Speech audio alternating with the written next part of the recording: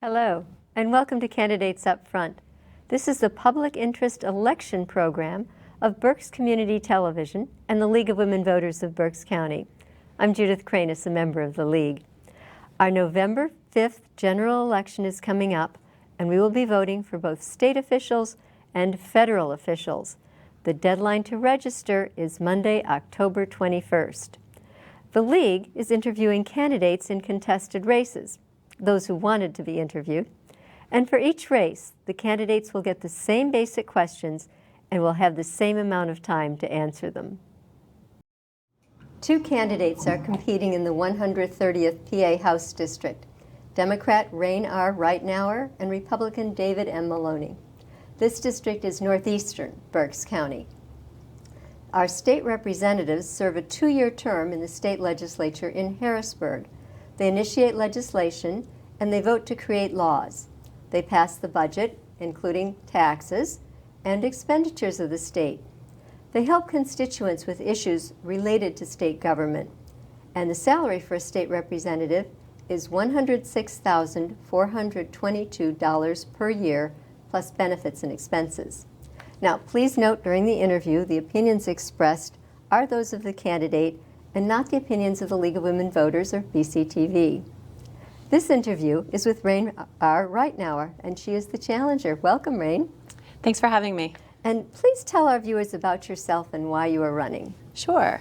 So, as you said, my name is Rain, and I grew up in a military family, and my dad was in submarines, so I kind of had that split between having a single mom and having a full blended family.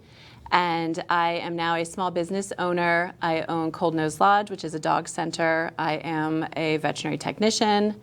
I graduated from JMU, where my son currently is a freshman, so I'm adjusting to a partial empty nest. I do still have a daughter who is in high school and a husband who is in data analytics, which has come in very handy when running a campaign. We have an in-house data person. I live in Hereford, where I've been for 19 years, and as someone who grew up in a Navy family, I'd never hit even 5 years prior to this house. So this is the place that I've lived that's felt the most like home. Okay. What are the two most compelling issues that, if you're elected, where you feel you could make a difference? The first one is definitely making sure women continue to have access to the health care that they need, and that definitely includes access to reproductive health care. And the other one is making sure elections are safe and are easy for people to vote, and that we will trust the results of those. As someone who served as a judge of elections in November of 2020, I know all that we went through to be sure that the election was valid, and it was very disheartening to see it challenged. Do you think then that Pennsylvania elections are fair? I guess I do, yes, yeah. Yes. and I would agree with you here in Berks County because we help with the elections and things. Yes, it's such great training provided by county election services, and there's so many checks and balances. Even just taking the ballots to the courthouse, to the election services office afterwards. I had somebody from the opposite party ride in my car with me to make sure that nothing was left alone at all. That's how we do things here. Yes. And I'm guessing then that you will support the results of the election when it's certified by the counties? Absolutely. And you're going to do that at all levels of government? Yes, I will. And I understand that some people want to double check to be sure that everything is done correctly, and that's perfectly fine to have some level of auditing, but to just disregard because you don't like the results is not fair. Thank you. Now, both parties say they're pro-family, but they propose and vote for very different things. So what legislation would you feel is pro-family? Things that help the family after the birth of the child, that a lot of pro-life, they're very much pro-birth. And then we don't have a lot of resources that continue to help support that family, such as affordable housing. And one that I would really like to be a part of is making it easier for access to affordable childcare. As a small business owner, I've had staffers or potential staffers that were not able to work for me or had more limited schedules because they had to shuffle around with coordinating with other family members as to who's able to watch the child, because they would basically be giving their entire paycheck to pay for someone else to watch their child. And things like the minimum wage, was that? Yes, so that one, the minimum wage as a business owner, again, I understand that jump from $7.25 to $15 that a lot of people are pushing for, that makes some people nervous. But we should still be continuing to increase it. What if we jumped to somewhere in the $10 to $12 per hour range and had some kind of had set up that there's a cost of living increase that happens on a regular basis, or we at least revisit it regularly, make a plan that we jump to 10 and then the next year to 12 and figure out when we're going to get to 15, we absolutely should be getting there.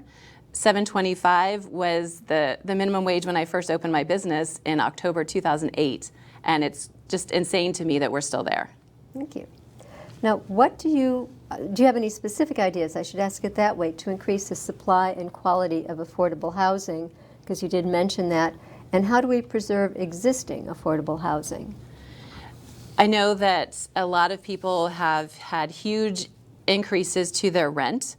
And I think there should be limits as to how much rent can increase, especially if it's the same tenant. I spoke with one woman while I was out door knocking that it's hundreds of dollars more per month for her. And she gets a pension that stays the same, that it hasn't gone up. It was through the state and hers hadn't gone up. So she's barely able to afford a place that she used to be able to live in comfortably. And I've heard some people say, well, that's somebody's property and they shouldn't have the government control what they're able to charge rent for. But once you become a landlord, you've turned that into a business, and businesses do need regulation. Thank you. Now, our Pennsylvania Constitution requires the state to provide 50% of the money needed to run our schools. And while the state has increased school funding in the past two budgets, it is still way below 50%. Mm-hmm. This shifts the burden to our local property taxpayers, and they're squeezed too. Yes. How would you address this taxing issue? I do agree that relying on the taxes for the personal property, it's too much. That especially somebody who, like this one woman, like if you've retired and you're on a limited budget, and to have those taxes continue to increase on something that you've been paying into for decades. And so I would be open to having a limit for the amount that seniors are paying for those taxes. We need to find where that money is going to come from instead. And I know there's money coming in from fracking that's going to the Game Commission, who they have a lot of money. Perhaps that money could be redirected towards education. And gambling can go towards education, potentially an additional corporate tax that goes towards education. I don't have the answer for it. I'm a small business owner who hasn't been in a position to make a difference on this. But I'm open to discussing it and know there's a lot of different nuances, and we just need to be funding our schools. There's nothing more important that we can do. So you want a long-range plan? I do. I know we have a stopgap that's supposed to get us through the next 7 years, and we need something that's going to last, and education should come before everything else. When we're shifting now to weaponry and Yes. devastation, when an assault weapon or a large capacity magazine is used in a mass public shooting, nearly 14 times as many people are injured and twice as many people are killed. Now, not all, but our neighboring states of New York, New Jersey, and Maryland all have assault weapons bans. Would you support one for Pennsylvania, and why or why not? I don't, and I want to make sure I give the nuance to that answer. That depending on where you look, the definition of an assault weapon changes. Some of the weapons that are used traditionally in hunting, depending on that definition, would classify as those. So I don't want us to go too far that we are impeding the ability for people to pursue their traditions, their family values, going hunting. But I also think we need to be making sure that those weapons don't end up in our schools. My son was in first grade when Sandy Hook happened, and it really struck me that that could have been me getting that phone call that my first grader was not coming home. So this is an issue that's very important to me, and I need to make sure that we are making progress on safety, but not at the expense of creating this battle against these nuances. So I think a full assault weapons ban is not the right next step for Pennsylvania, but we do need to be making further steps towards increasing safety. Are there steps in mind that you would like to see? I would love universal background checks. I would love to have requirements for safety training to get a hunting license. I would be interested in discussing how it would work to have mental health checks that need to happen. And I know that gets into nuances about getting into people's personal health. This is a crazy story. I got a tattoo earlier this year, and while chatting with the man that was doing my tattoo on my arm, he talked about his arsenal, and he liked the idea of surprise mental health checks. And I was surprised. It was somebody who retired from the military. There just needs to be ways to be sure that the people who are having guns are going to be safe with them. And so I want to assure people, if you're safe with your guns are safe with me in office. I'm not out to take them away, but I want to be sure we're doing things to make sure our children are safe. Well, that's one other thing that was on our list of questions here, and that's secure weapon storage. Pennsylvania doesn't require it. Should we have a law that requires everybody to have secure storage of their weapons? And when there isn't secure storage, should the parents who have not secured their weapons be held accountable for crimes that their children might commit? I don't know the answer to the requiring secure storage because I don't know how we would be sure we're enforcing that without surprising people in their houses. However, the part about parents being held accountable, absolutely. We just recently had somebody who has been charged now that his son took a weapon that dad bought for him for Christmas, and dad absolutely should be responsible for what his son did. Now, there was in Congress a bipartisan Safer Communities Act, and it set up $50 million in federal grants to states that had red flag laws. And these laws allow a court to determine if a violent person may or may not own a gun, and these laws are often used in cases of domestic abuse. Should Pennsylvania have such a law? And the added funds would increase our budget for violence prevention programs, which would be nice. So what are your thoughts? This is another one that I would have said at the beginning of this year, absolutely red flag law, no questions asked. But the more I've spoken with people, there again are nuances to this. And so we need to find out, how do we make sure that we don't have someone who had a domestic dispute and one partner twisted a story and made it sound like the other partner could no longer be safe with them. So the nuance of this, absolutely I support, but how we get down to the nitty-gritty of making it happen, I'm open to discussion to figure out what the right way to do that is. And no matter what, we have the risk of either we accidentally allow somebody who's unsafe to still have a weapon, or we take away a weapon from somebody who was perfectly safe with it, and which is the right decision. And I can't say I definitely have an answer to that, but I am having that discussion. Okay. And that would not be the legislative decision. That decision would be happening in the court of law. So there's some safety in it being separated that way. Yes. Our checks and balances. Let's turn to our agricultural economy.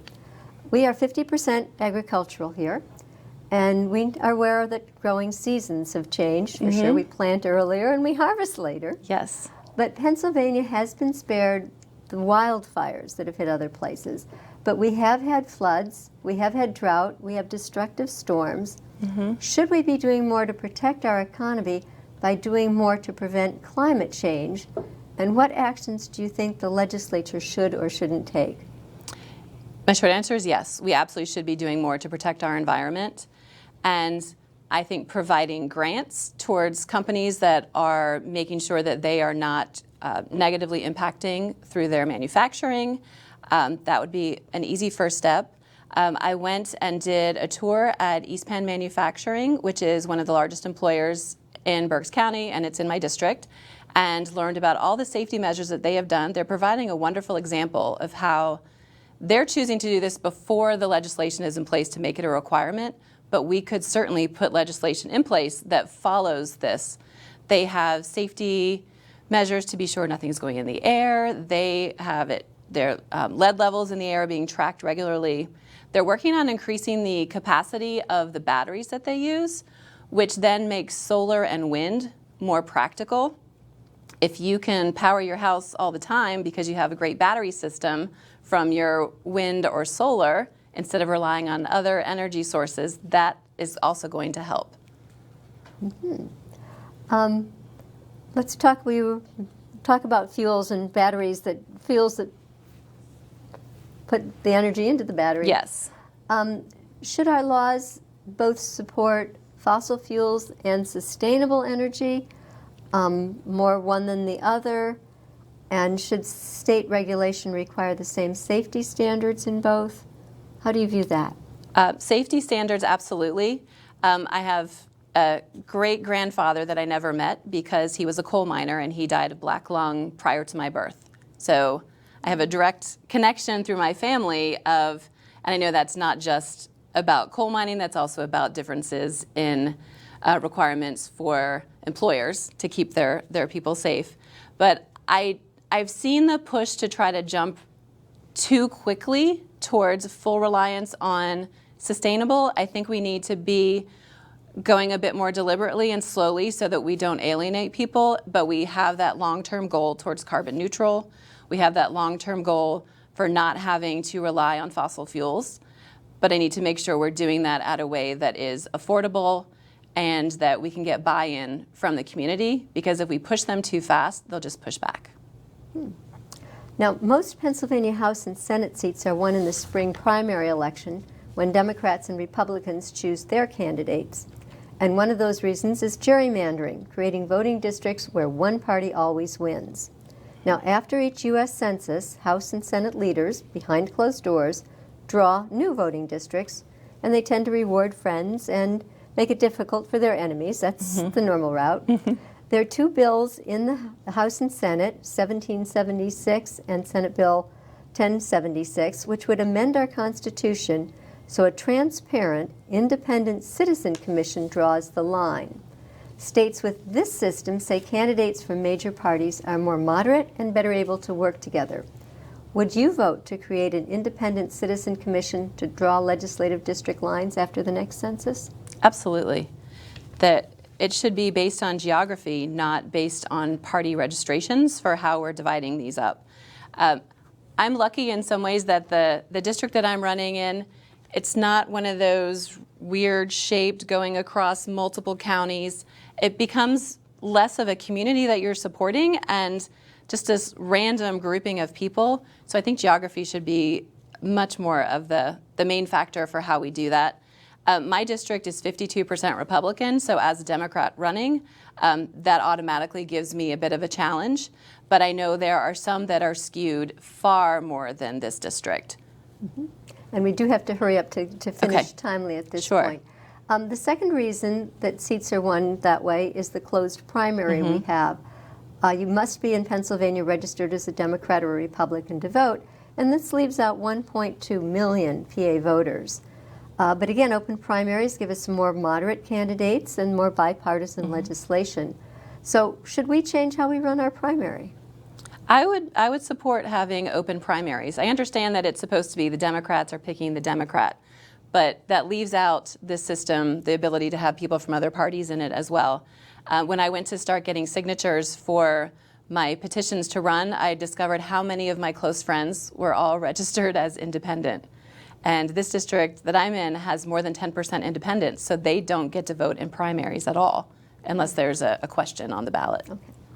And then bipartisanship and compromise at our State House tend to be rare. There seem to be few accomplishments even when the majority of constituents agree. So do you intend to increase and improve bipartisanship, and how would you do that? And let's go to 30 seconds so we have time for a closing statement. So my color, I'm wearing purple today, my signs are purple, my logo is purple, and that's because it brings red and blue together.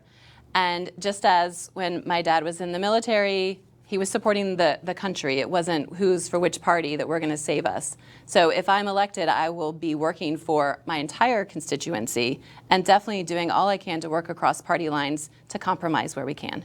Thank you. And we have about 40 seconds left for a closing statement. So as I said, I have been getting some support from Republicans because I'm trying to reach across party lines. And it turns out we have a lot more in common. There are a few issues where I'm not going to bend. A woman's right to have access to reproductive health care, that's not something I'm willing to compromise on. People loving who they love, I'm not willing to compromise on that one either. 2 consenting adults should be allowed to marry in Pennsylvania. It shouldn't be something that's up for debate. But most other things, like we talked about with guns and with how to fund schools, there's some nuance, there's some things to negotiate, and I'm willing to do that. Thank you. Thank you for sharing your views for us. Thank This was you. very interesting. Thanks, the time flew by. It did. And viewers, I'll ask you to remember that there is another candidate for this House district, David M. Maloney, and he had not scheduled an interview at the time we taped this one. But to check your voting status, go to vote.pa.gov. You can register, change your party, locate your polling place, or apply for an absentee or mail-in ballot. The deadline to register is October 21st. The deadline to apply for a mail-in ballot is October 29th. Then, check the League's online voters guide, vote411.org. You can confirm your new voting district and get much more information on the candidates, including those running at the state level for some of the miscellaneous jobs that are there. And the third thing you could do is contact election services, elections@countyofberks.com. They are very helpful folks, and I'm sure they can answer any question you have. So I thank you for watching Candidates Up Front. I'm Judith Cranis. Good day.